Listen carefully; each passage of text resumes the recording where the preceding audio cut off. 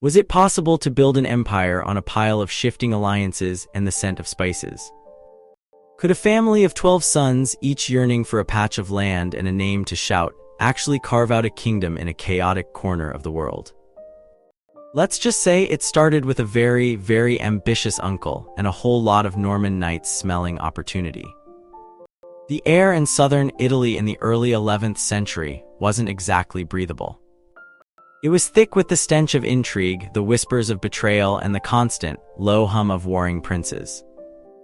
Brother plotted against brother, cousin against cousin. It was a never-ending cycle of coups and power grabs, a bizarre family reunion where everyone was trying to stab each other in the back. The princes themselves forget unified kingdoms. They were more like scattered pebbles, worn smooth by the tides of ambition, with a class of greedy, land-rich but utterly useless counts called gastelts lounging around in fancy Italian towns, more interested in silk and jewels than actually defending their supposed lords. And the church? They were basically running free, collecting taxes without paying, thanks to the Pope and the emperors who were constantly squabbling over who got to tell them what to do. It all began with the Lombards, a bunch of princes who used to rule their own little states but had slowly, painfully lost all their power. They were stuck dealing with ridiculously wealthy coastal cities, Naples, Gaeta, Amalfi, overflowing with goods from the east. Silk from Constantinople, spices from Egypt, perfumes from Tunisia, jewels from the Levant. It was a gold rush, and the Lombard princes desperately wanted a piece of the action. But these cities weren't interested in being ruled. They were all about trade and power, and they treated the princes like troublesome children, constantly trying to outmaneuver them and snatch their profits. But the biggest problem wasn't just the local squabbles. Two empires, the Holy Roman Empire and the Papal States, were locked in a furious battle for control of southern Italy. The popes, with their fancy churches and even fancier ambitions, wanted to control the church lands, while the emperors were equally keen on grabbing them for themselves. This meant the princes had a choice: side with one or the other, or try to play them both off against each other, a risky game that rarely ended well. Then came the Normans. A wave of these tough, battle-hardened warriors swept down from Normandy, looking for adventure and, most importantly, a place to call their own. They were basically mercenaries, happy to fight for anyone who could pay, and southern Italy was suddenly overflowing with people who desperately needed a strong arm.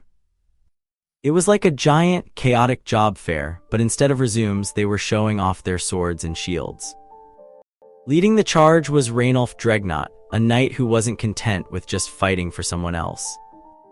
He was a shrewd strategist, a ruthless negotiator, and, let's be honest, a bit of a gambler.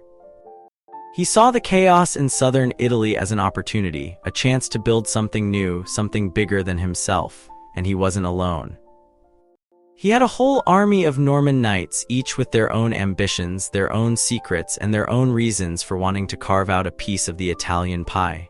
Enter Pandulf, the wolf of the Abruzzi.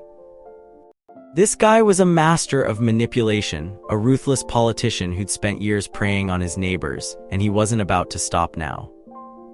He'd been deposed and imprisoned by the emperor, but he'd managed to charm his way back into power, and he was determined to dominate the entire region. He hired Norman mercenaries, Rainulf's guys included, and used them to crush his rivals, seize cities, and plunder church properties. Pandulf was a force of nature, a whirlwind of destruction and ambition, and he wasn't afraid to get his hands dirty. But Pandulf's rise to power wasn't a smooth one. He was constantly battling the popes, who were furious about his attacks on church lands. The emperors, too, were getting increasingly annoyed, especially after one of them, Conrad, had foolishly let him go free. It was like a really messy game of chess, with everyone trying to outmaneuver each other, and the pieces were constantly getting knocked over. Then, Pandulf's luck ran out. Emperor Conrad, tired of dealing with the chaos, decided to intervene. He deposed Pandulf once again, and the Wolf of the Abruzzi fled to Constantinople, plotting his revenge. But before he could launch another attack, Guaimar of Salerno, a surprisingly effective and charismatic leader, stepped in and took control of Capua, Pandulf's former territory. Guaimar, with the help of his Norman mercenaries, quickly expanded his power, conquering Sorrento and forcing the Amalfitans to elect him as their ruler. He was a brilliant strategist, a skilled diplomat, and a ruthless warrior, and he was determined to build a powerful and prosperous kingdom. And that's where Rainulf Dregnot really started to shine. He saw an opportunity to align himself with Guaimar, a chance to escape the endless cycle of betrayals and power struggles.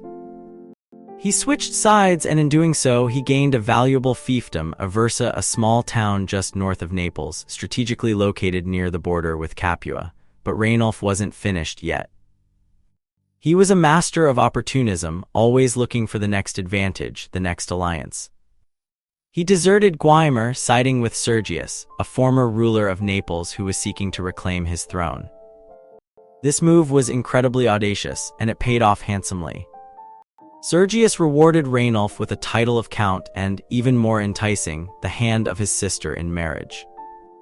Then, just when things were looking good, Rainulf decided to switch sides again. He abandoned Sergius and joined forces with Pandulf, the wolf of the Abruzzi, who was back in power and eager to rebuild his empire. This was a truly shocking move, and it almost destroyed Sergius's kingdom. But Rainulf, ever the pragmatist, realized that Pandulf was the most powerful player in the region, and he needed to be on his side, and the cycle continued. Rainulf switched sides again, this time siding with Guaimar of Salerno, who was locked in a bitter feud with Pandulf.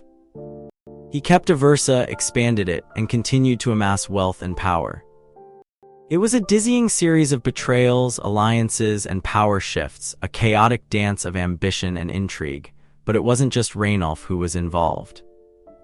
The entire family of Tancred, a minor knight from Normandy, was caught up in this whirlwind.